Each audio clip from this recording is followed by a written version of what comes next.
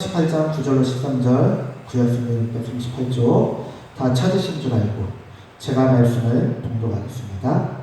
하만 왕 도가 다윗이 소바왕 하닷에셀의 온 군대를 쳐서 무찔렀다 함을 듣고 그의 아들 하도람을 보내서 다윗 왕에게 문안하고 축복하게 하니 이는 하닷에셀이 벌써 도와 맞서 여러 번 전쟁이 있던 터에 다윗이 하닷에셀을 쳐서 무찔렀습니다. 하도람이 금과 은과 노새 여러 가지 그릇을 가져온지라 다윗 왕이 그것도 여호와께 드리되 에돔과 모압과 암몬 자손과 블레셋 사람들과 아말렉 등 모든 이방 민족에게서 빼앗아온 은 금과 함께하여 드리니라. 수르야의 아들 아비새가 소금 골짜기에서 에돔 사람 18,000명을 쳐 죽인지라. 다윗이 에돔의 수비대를 두매 에돔 사람이 다 다윗의 종이 되리라. 다윗이 어디로 가든지 여호와께서 이기게 하셨더라. 아멘.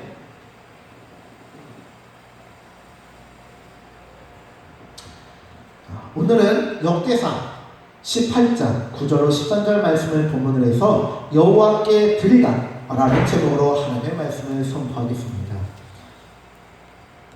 지난주에는 역대상 17장의 말씀을 본문으로 다윗의 고백에 하나님의 나라를 영원히 세우시겠다는 하나님의 약속을 살펴보았습니다.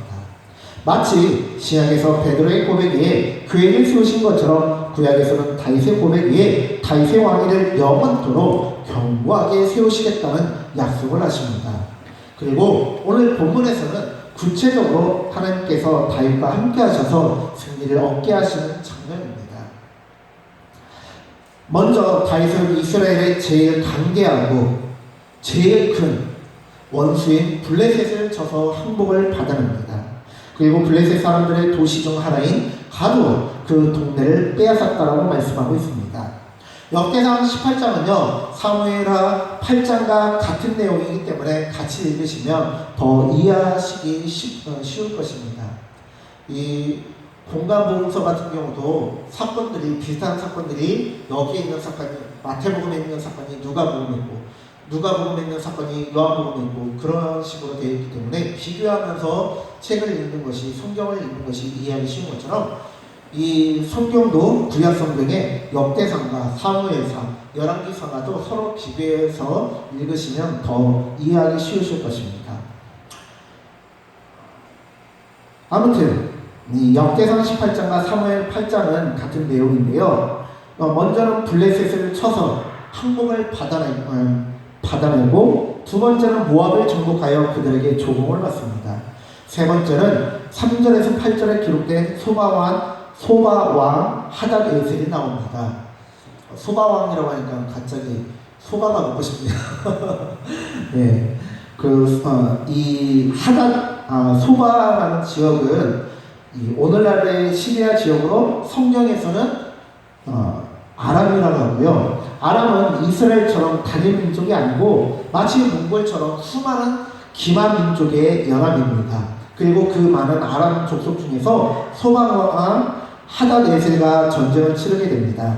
시리아는 오늘도 교통의 요지이지만 그 당시에도 교통의 요지였기 때문에 상업적으로 발달하고 부유한 지역이었습니다. 이 아람이라고 하는 지역은 뭐 익산처럼 한 지역을 가리키는 것이 아니고요. 뭐 호남, 영남 그런 것처럼 넓은 지역을 이루는 말입니다.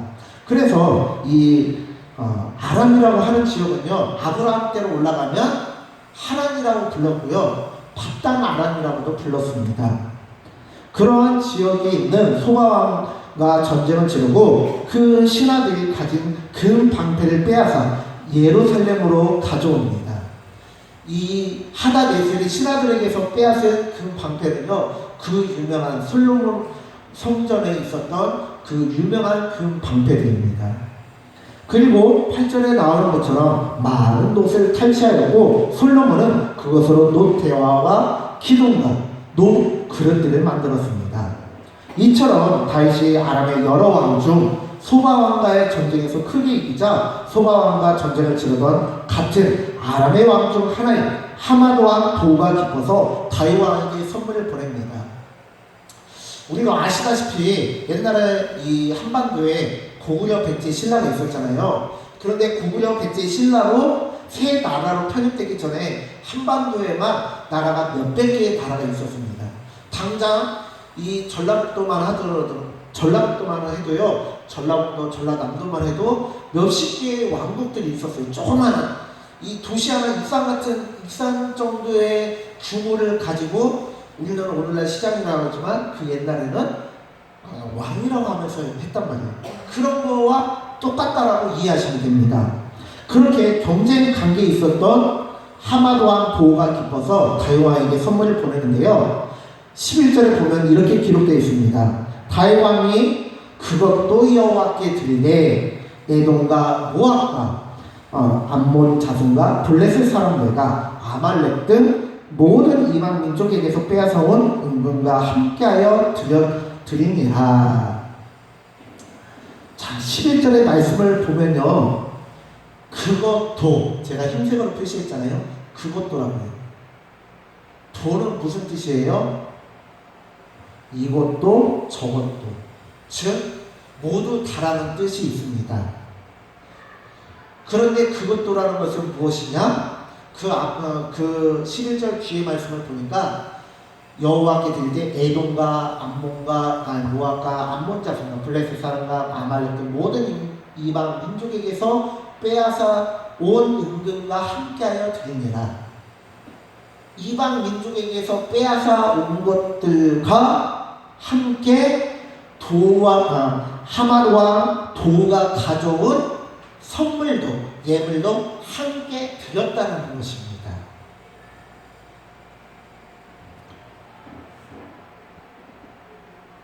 하나님께서는요, 이 다윗의 이 전쟁을 인정하고 기뻐하시면서 6절 13절을 보니까요, 여호와께서 이기게 하셨대요. 넘겨주세요. 6절 13절 6절 말씀.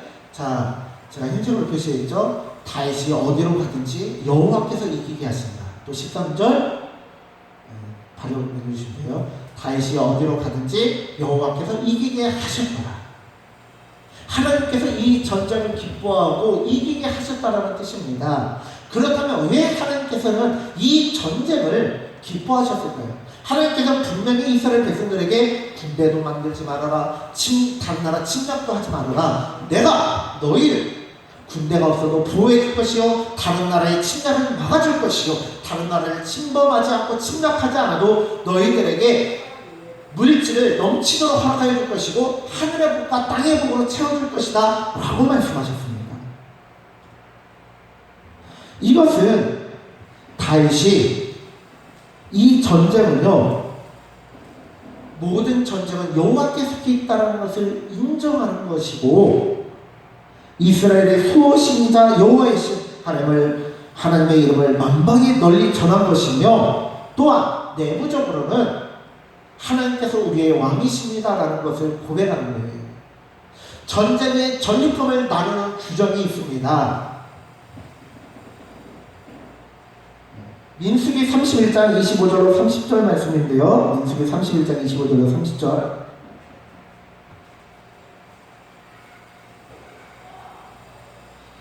제가 말씀을 분독하겠습니다. 여호와께서 모세에게 말씀하여 이르시되 너는 제사장 엘르아살과 회중의 수령들과 더불어 이 사로잡은 사람들과 짐승들을 계수하고 그 얻은 물건을 방문하여 그 절반을 전쟁에 나갔던 군인들에게 주고 절반을 회중에게 주고, 전쟁에 나갔던 군인들은 사람이나 소나 나귀나 양떼의 500분의 1을 여호와께 드릴지니라. 곧 이를 그들의 절반에서 가져다가 여호와의 거제로 제사장 엘르아살에게 주고, 또 이스라엘 자손이 받은 절반에서는 사람이나 소나 나귀나 양떼나 각종 짐승 50분의 1을 가져다가 여호와의 성막을 맡은 레위인에게 주라.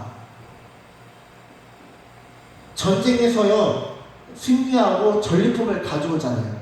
그러면요, 예를 들어서 1000억의 이 전리품을 가져왔다고 해요. 그러면 500억은 그 직접 전쟁터에 나갔던 사람들끼리 공적에 따라서 나누는 거예요. 그리고 나머지 500억은 회중, 오늘날로 얘기하면 국민들을 위해서 그 돈을 쓰게 되어 있습니다. 그런데 그 돈 중에서 군인들이 가져갔던 이 500억 중에서 500분의 1, 즉 1억은 제사장에게 주라고 하고요. 또 회중들에게 나눠주는 500억 중에서 50분의 1은 얼마예요? 10억이잖아요. 10억은 레위인들에게 나눠주라는 것입니다.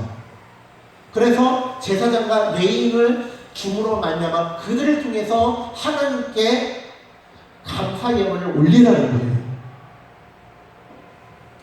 그러나 다윗이 왕이 되고서 치른 이 전쟁은 여호와의 이름을 알린 이스라엘 백성들의 마음을 하나로 모으고 성전을 짓는 경비를 얻고 하나님을 왕으로 인정하기 위한 전쟁이었기 때문에 온전히 여호와께 드렸습니다. 마치 여호와께서 이스라엘 백성들에게 주시기로 약속한 땅인 가나안을 점령할 때 그 시작점이 어디예요? 요단강을 건너자마자 만난 성이 어디입니까? 견고한 성, 종려나무 성읍이라는 별명을 가지고 있는 여리고성입니다.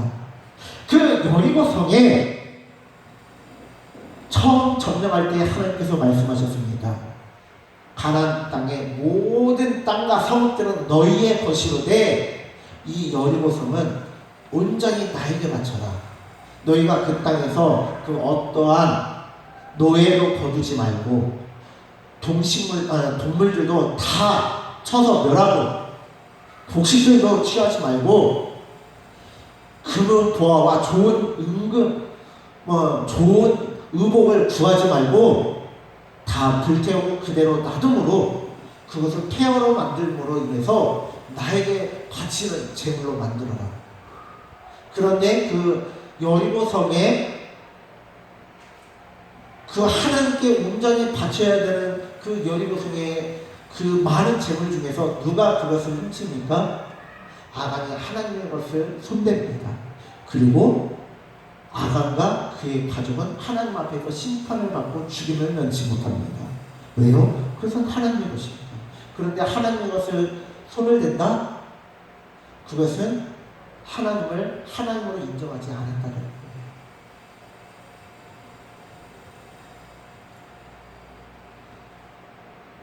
오늘 본문을 통해서 제가 집중하는 것은 다윗과 사울의 차이점입니다.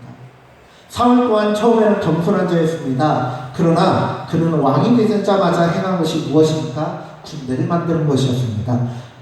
그리고 그 군대를 통해 승리를 거두었을 때 무엇을 했습니까? 하나님께 감사의 제사를 드렸나요? 하나님께 영광을 올려드렸나요? 아니요. 자신을 위한 기념비를 세웠습니다.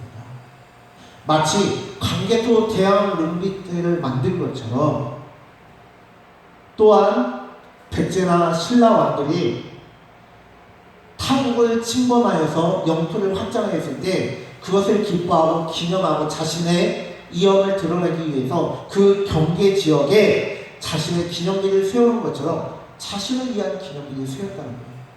그것은 무엇이냐? 자신이 이스라엘의 왕이고 통치자라는 거예요. 여러분, 광개토 대왕이 전쟁을 치를 때 광개토 대왕 혼자만 전쟁을 치릅니까? 수많은 병사들과 장군들이 있어요. 그런데 광개토 대왕의 장군이 자신의 이름으로 기념비를 세울 수 있어요? 이 세상 그 어떤 장군이 자신의 이름으로 기념비를 세웁니까? 그렇게 하는 건요, 반역죄예요. 반란죄예요. 왜? 왕의 위엄과 영광을 침범하고 찬탈했기 때문에 그의 가문은 반역죄로 구족을 멸하게 되어 있습니다. 여러분, 절대로 자신의 이름을 드러내지 못하게 되어 있어요.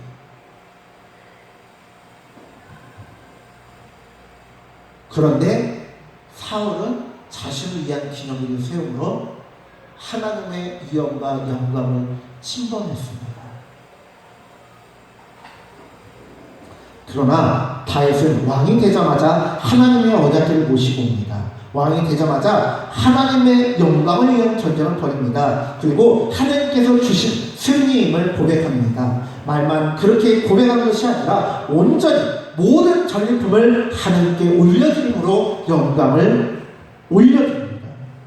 사랑하는 성도님들, 지금 이 1년의 모든 상황은 무엇을 말하고 있습니까? 사사기 21장 25절에서 말하는 것처럼 이스라엘 백성들 가운데 왕이 없으므로 자기 마음대로 행하던 백성들이 이제는 하나님을 왕으로 인정하고 섬긴다는 것입니다. 비록 다윗이 왕이지만요, 자신의 마음대로 전쟁의 전리품을 모두 하나님께 드릴 수 없어요.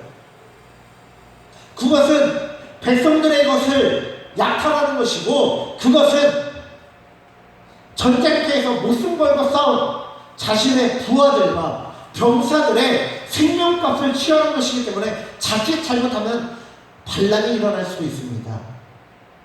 그런데요, 다윗은 이스라엘 백성들을 설득하고 훈계하여서 자신의 것만 포기한 것이 아니라 백성들의 것도 모두 다 하나님께 올려드립니다.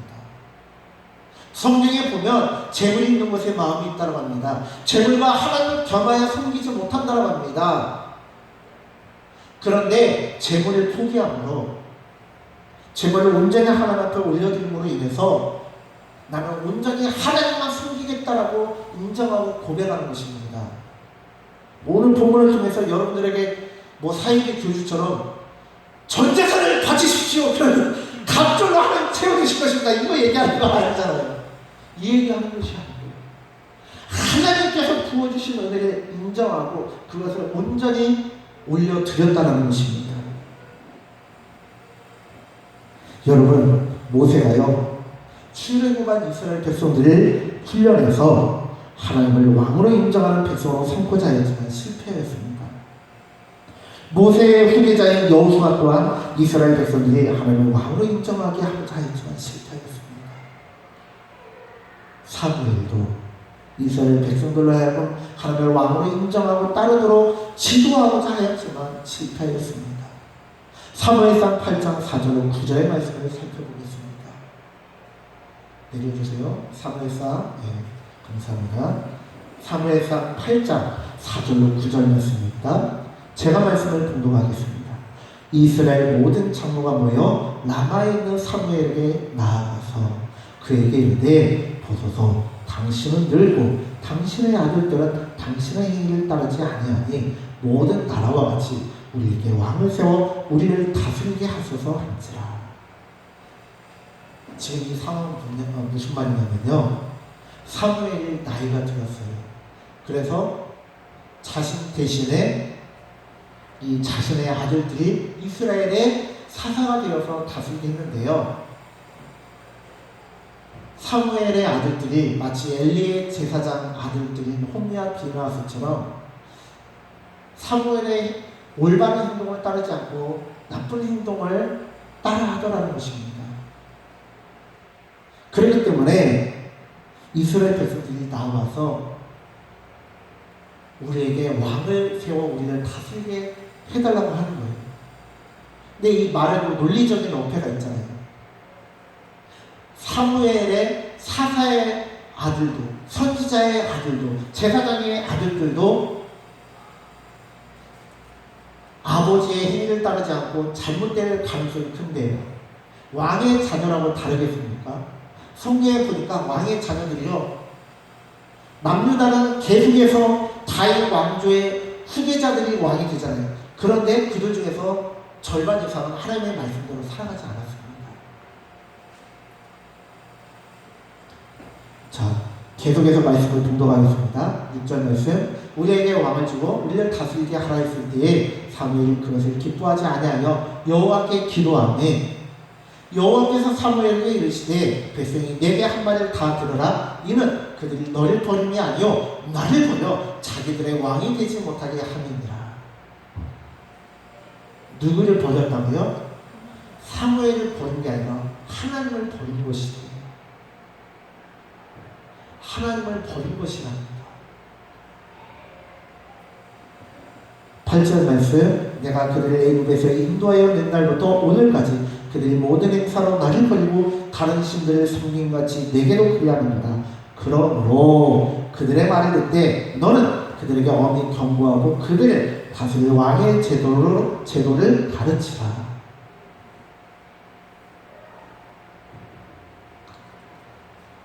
이스라엘 백성들에게 왕이 없는 게 아니라니까요.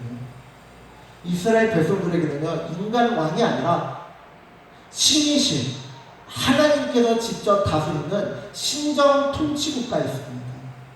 그런데 이스라엘 백성들이요, 하나님은 멀리 우주에 계시고 우리는 따로 인간 왕을 주시옵소서 그거예요. 하나님은 그냥 신의 자리에만 계십시오. 영적인 영역에만 계시고 우리 인간의 영역에는 관여하지 마십시오와 같은 말이에요. 사무엘 다음에 사울은 어떻습니까? 이스라엘 백성들을 하나님을 섬기는 왕을 섬기는 자들로 바꿔야 되는데 오히려 그들에게 휘둘리고 그들에게 인기 부합적인 정치적인 모습만 보여줍니다. 그러나 다윗은 그들의 마음을 한데 모아 온전히 하나님을 왕으로 인정하고 열방에 하나님을 선포하는 전쟁을 치른 것입니다.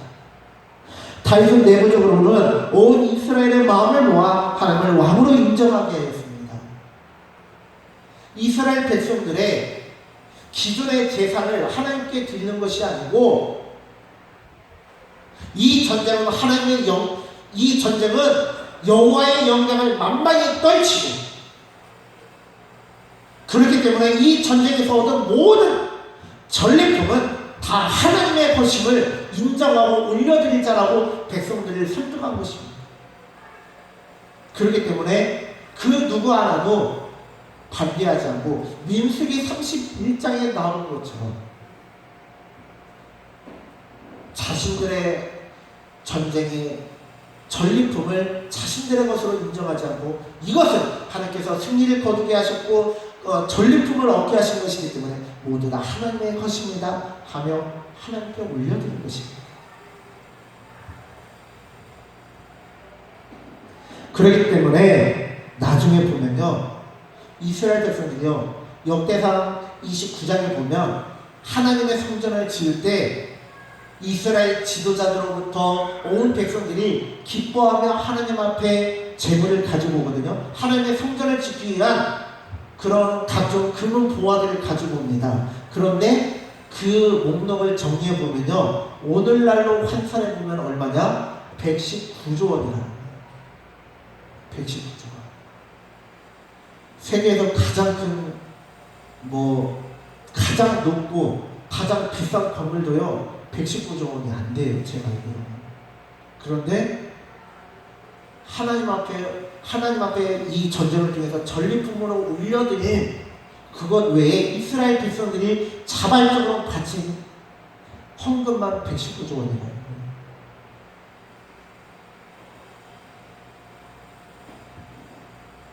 저도 이 성경을 읽을 때 119조 원, 제 재산이 1억도 없기 때문에 119조 원 하니까 감도 안 잡히고 별로 놀라지도 않잖아요. 이제는 하도 세계 경제가 이제 삼성도 1년 이렇게 순이익이 몇십 조니 어쩌니 그렇게 하니까는 이제 별로 놀라지도 않아요. 우리나라 예산도 600조죠? 그러니까 별로 놀라지도 않는데 과거에 그 옛날에 3000년 전에 하나님 앞에 약 120조 가까운 헌금을 드릴 수 있을 정도로 이스라엘 백성들에게 하나님께서 복을 주셨다는 거예요.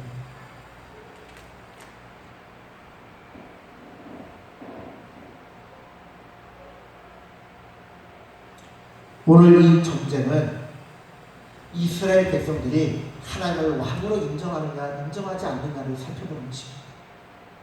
사사기의 마무리를 이스라엘 백성들이 하나님을 왕으로 인정하지 않고 왕으로 생각하지 않기 때문에 자기 마음대로 행했다는 겁니다. 사무엘에게는 대놓고 왕을 달라고 요구합니다. 그런데요, 다윗이 여호와의 언약궤를 하나님의 언약궤를 예루살렘으로 모시고 온 것은요, 제가 저번에도 말씀드렸다시피 하나님을 왕으로 인정하는 거예요. 번제단이라든지 다른 하나님의 광야 시대부터 있었던 하나님의 성막은요, 기브온 상당히 그대로 있었습니다. 기브온이라는 지역에 그대로 있었는데 하나님의 언약궤를 가지고 와서 하나님의 말씀대로 살겠다는 고백이에요.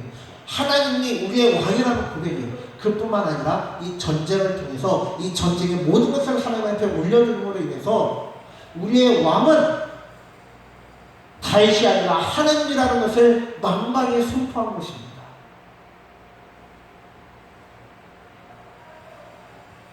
오늘 주보에도 썼습니다만 우리가 가족을 사랑한다면 가족을 위해서 모든 물질과 마음을 쓸 수 있습니다. 내 가족이 병에 걸렸다면 내 전 재산을 들여서라도 고치려고 치료하고자 하는 것이 가족입니다. 돈이 모자라면 빚을 내서라도